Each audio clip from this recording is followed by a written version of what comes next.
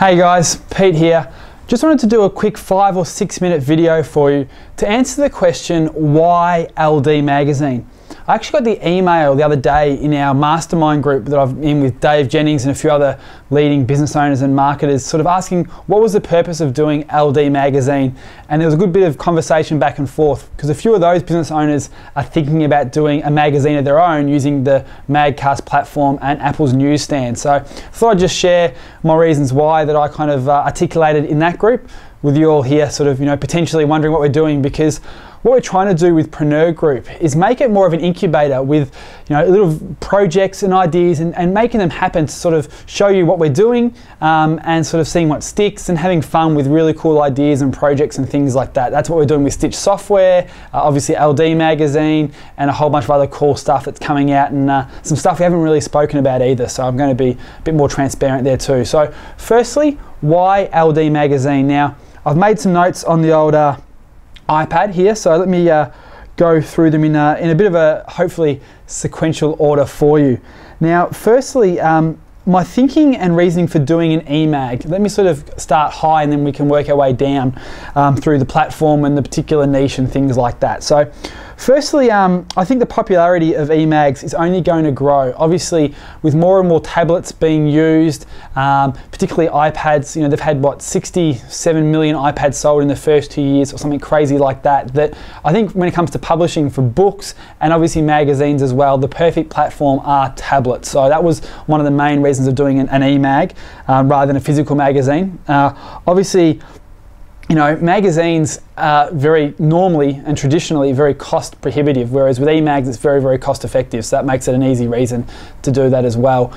Also, I think having a magazine as a publisher and with the ease of publishing available to eMagazine publishers, I'm using a lot of publishing words there, aren't I? What it means is market leadership. So you get some fantastic positioning as an entrepreneur or market leader in a particular niche if you're a magazine publisher. And no matter what you're doing, whether it's in lifestyle, hacking and lifestyle design like our magazine, or whether you're an accountant, maybe you're in the outdoor space, maybe you've got a bike store, or you're sort of selling e-commerce and information marketing products online to scuba divers or whatever it might be. By being a market leader, that positioning is amazing. It allows you to network with other industry leaders to actually build up relationship that way for joint ventures or cross promotions and all that sort of stuff too. So having an eMag is a great leadership positioning tool.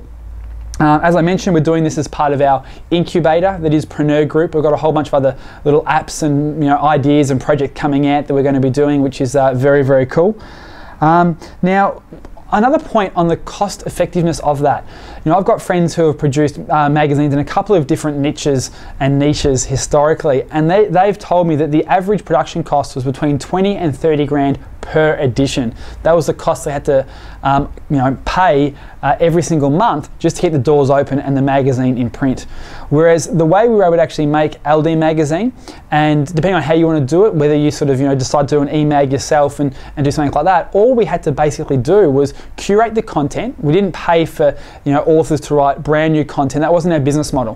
What we were trying to do was create a curated content magazine where we get the best of the best content that's already out there on the web, curate it into a magazine that people can subscribe to, and the investment they make in the subscription is an investment in the time they're saving by having to go and find the best content in that particular niche themselves. So it's a great little business model to do if you're wanting to do something with e-magazines as well. So all our costs were in that regard then just the publication side of the magazine. And with e-magazines, fundamentally, if you choose the right platform, the production is simply creating a PDF document and having that designed up nicely, which you can do from anywhere from $200 on Elance up to $1,000. And then using the right platform, you can embed the video and all the interactive elements and web links on top of that. So it's very, very effective cost-wise to produce an e-magazine. No typesetting, significant investment there. No printing, no hard copy, no delivery, no indenting, none of that sort of stuff. So it's very, very cost effective, which is great. The other section, as I sort of kind of already touched on, which I made a note of here, so I'm sort of repeating myself, is it gives you a great opportunity to create relationships. And that was the main driver for us doing LD Magazine. It allows me to create some strong relationships with people in particular niches and with platforms and audiences that I want to connect with. So by having a magazine, it gives them market leadership, gives them the opportunity to get exposure for their content in other places. So it's a win-win for everybody in that regard.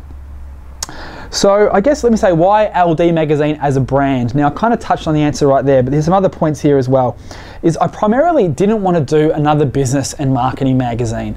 There's so many things out there and so many magazines out there and blogs and information out there already about business and marketing. I didn't want to throw another one into the pot.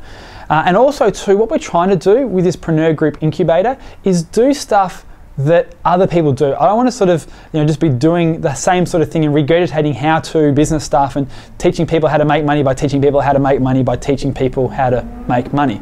So by doing something in the niche that I'm really passionate about, lifestyle design and life hacking and productivity, it's not a business and marketing platform. So that was primarily a big driver for the niche of Lifestyle Design Magazine, as my iPad just changes its structure.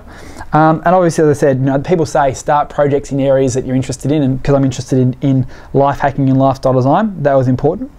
The other reason why we decided to do Lifestyle Design Magazine, to be completely transparent, is I was asked to help out and get involved in the alpha and beta access for MagCast platform, which is a platform that my friend Ed Dale's created, which is a great platform for creating magazines for Apple's newsstand, which I'll touch on in a moment. So because we had alpha and beta access to that platform, we thought, why not give it a shot and have a play around with it? So it's such an easy platform to use and a great efficient way to get magazines into Apple's newsstand. We thought we'll do that and then pick the niche that fit. And also I wanted to pick a niche that was large enough to get some significant market penetration. Now I didn't want to create a magazine that's only going to have an audience of 1,000 people, because I don't have a list in lifestyle design or life hacking, so I have to leverage off other people's lists. Now if you already have a list or have some sort of influence in a small niche, no matter what it might be, maybe it's long distance running or you own a floor or something like that, then there's validity to doing a magazine in a small subset. But because I wanted to leverage the exposure we could and the relationships I had to pick a niche that was big enough, and lifestyle design is certainly that. So finally, why do I think Newsstand is a platform to use? Now, there's plenty of other places to publish magazines for the tablet format. You can do it as a self-publisher. But the reason I decided to choose Newsstand and go down that path beyond MagCast's limitations is because, as I said at the start of the video, there's been 67 million iPhones sold, and nothing in the history of the world has ever sold 67 million units in its first 2 years of production. It's absolutely insane. Its market penetration is amazing.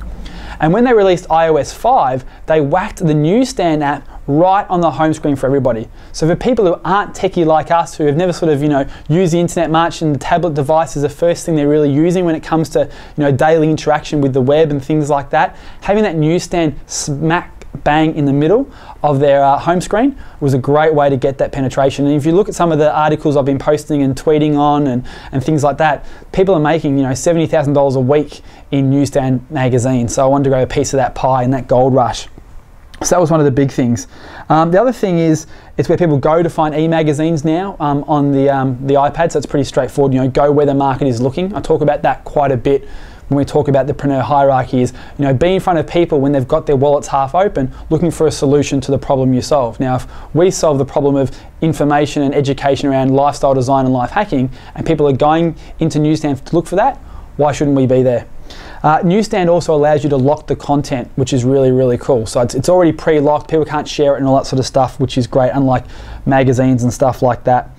And yeah, that was pretty much the main things. Now, the downside of our magazine is it is locked to Newsstand. It's only available on Apple's Newsstand. So people who use Android and stuff like that don't have access to the magazine, but that's fine by me. As an initial test for the magazine to see how well it sticks, how much penetration we can get, and things like that, I wanted to test a sample of the overall e-magazine and tablet marketplace, and the newsstand was the best place to do that. Now with MagCast, I think it is going to be a fantastic platform once it's released to everybody.